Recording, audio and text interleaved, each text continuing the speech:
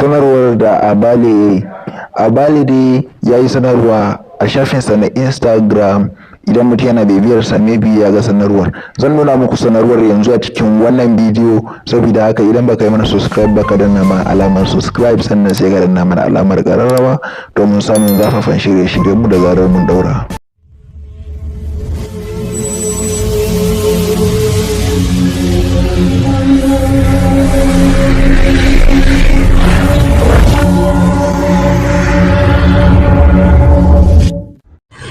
Sunana Dadi Juma Inkiya Abale.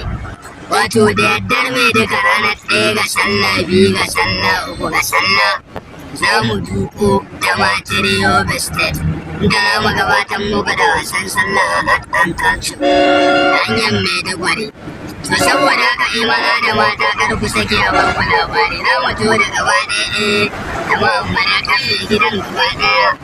Wannan waka da ba dan mama yaran lamba da kuma dan gawo na kana na ta mana to na ga yanka maganar ka masha da kai sha to ya mu kasance Allah da bana da mata kowa ya tuma da domin Allah da za a ba ku nishaɗi. Wannan dai ita ce sanarwar da Abale, saboda haka ku danna mana alamar like a wannan bidiyo idan ya burge ku.